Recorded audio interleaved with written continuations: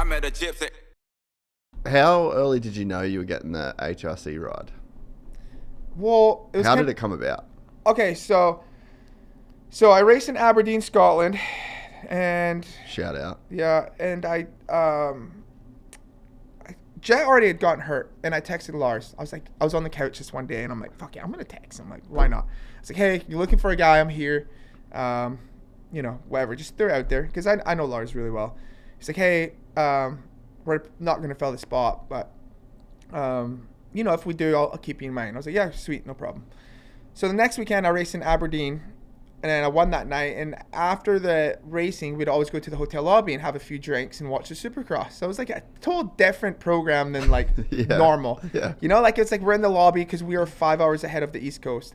So the race was at Tampa. We had it set up on the phone. We're having some drinks, watching, and then Hunter comes out and his heat race lands on hay bales. Like, oh, fuck. And then next thing you know, he's like getting carted off. And I'm like, oh, that ain't good. So I was like, that might get interesting. So I never hit up Lars again. Paul Parabinos, who's my really good friend, is very good friends with Lars. So he was kind of middleman. I wasn't just trying to be that guy that was harassing, right? Like, they got a lot to deal with, this and that. So anyways, Paul dealt a lot with it. And then probably, I can't remember dates, but like the week before Daytona Supercross, and that's when I got back. It's kind of when I knew it was going to happen. But Lars told Paul it was only going to be the last 4. And I'm like, oh, man, last 4. Like, dude, we still had like 8 to go at that point, maybe 9. But I was like, oh, that's all right. It will give me time to get ready. So Daytona Supercross, I went and watched, spoke with Lars, and I was like, Lars, can we please do at least 5? And he's like, yeah, we can do 5. I was like, perfect. So first race was Philly. I got 3 weeks on the bike, and then I raced. But that's the whole thing, was I had so much catching up to do. I was training like a madman off the bike, because when I was racing for the 2.5 months in the UK, I wasn't practicing during the week. I was literally just racing on weekends, and there would be races where we didn't race. We had a weekend off. So that would be 2 weeks off the bike. So I was just showing up to the races, and there were 7.5 minute races. So I was all right. But obviously going in 20-minute mains with the best of the best, I'm like stressing a bit. So the levels are tad high. Yeah, and I tell you what, I had some dog days at the test track on that Honda. I was Really? dying. I was questioning myself, because I had to just put myself through it, like no matter how hard it was, I had to push through that barrier to get my fitness back as quick as I could. And then there was days in Florida where it was super humid and hot, and we're doing 20-minute plus a lap, and dude, I'm at like 12 minutes. I've got 8 to go, and I'm like, my heart rate is peaked. My arms are pumped. Lactic acid is just, dude, I'm breathing like a dog. Like, fuck. Like, is this going to get better? And it does. It does. You just got to get through those hard days. Yeah. And then by, even the first race, I wasn't quite ready.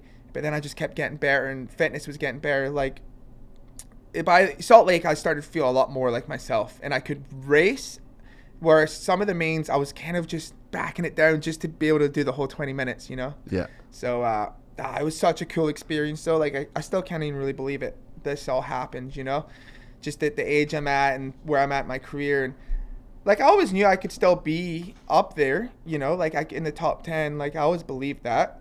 And it was nice to just, I got 4 out of 5 top 10s, and I got a 7th at the last round. And I rode really good in my heat race at the last round.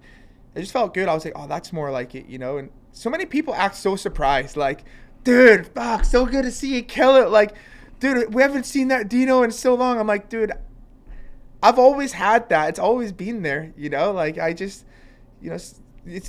I just felt like I could get a good start on that bike, and I just felt good on the bike. So it was just, it was fun. It was nice way to finish it off. And whether that's the end of Supercross for me, I don't know. That could have been my last Supercross race. We have a few people interested in me, which is kind of cool. I haven't had that in a long time. So we'll see what happens. Like, they asked me, the fellow people asked me if I wanted to do the press conference at Salt Lake. Oh, yeah. If it was my last one. And I'm like, nah, just leave me out of it. Yeah. And if at the end of the day, if I am done, then I'll just call it a day. We're good. So, but I'm enjoying what I'm doing. Like, that's why I'm doing the spread out schedule. I'm still racing once to twice a month, every month. And it's fun. So yeah. Well, and that's kind of what I was getting at the start, you know, is like you spend your whole life in this meat grinder here. And there's a point where you kind of drop down to the point where the big money's not coming in and the phone's not ringing as much, but the work doesn't change. Like you're still killing yourself, and the risk probably goes up because you're not on as good a machinery. Yeah. But now it's like you're racing in Australia, you're racing in Brazil, you're racing in the UK, you can do some races here. Like there's checks coming in from all those places. I'm sure when you add all the money together, it's a decent.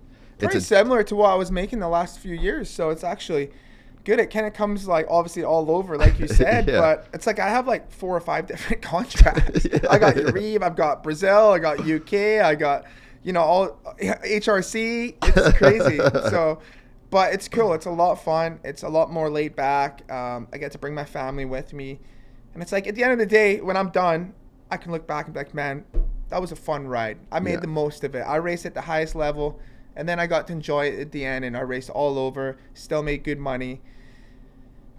You know, I'm going to these countries, like, it's like I get to visit them, and I get to race my bike, you know, which is pretty cool. So, that's the way I look at it. You know, I've been through a lot in my career. I've had a hard go, for sure, you know, like, but I still have no regrets. Like, I'm happy where I am today, you know, still enjoying it.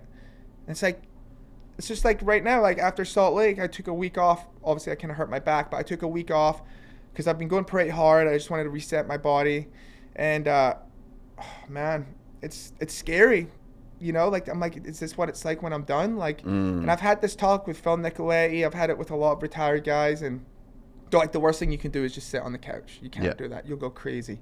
And it is scary. You know, you wake up with such a drive and purpose every morning, you know, with racing and riding and just trying to get better and trying to piece the puzzle together and then when you're done, you're like, you don't have that anymore. So it's important to find something afterwards. So I'm getting closer to that. I don't think quite yet, but I'm getting very close. And it's tough, man. It's very tough. I don't want to be one of those struggling retired guys that go off a deep end and it doesn't even have to be motocross. It's UFC or anything. Like I've seen this video with Dustin Poirier, and he's like, you know, I'm not my best version of myself, or I'm not a good guy when I'm not fighting. You know, I drink a lot, and dude, I can totally see how it happens. You know, how they go down that slope a bit, because when you're not racing and, you know, you're hanging with friends more and you're having some drinks here, you're having some drinks there, and whatever. So it's tough. Like nothing's gonna fulfill that feeling of racing. If you enjoyed this content, please like and subscribe. And to listen to the full 3-hour podcast, search Gypsy Tales in your favorite podcast platform or click the link in the description below. Gypsy Gang.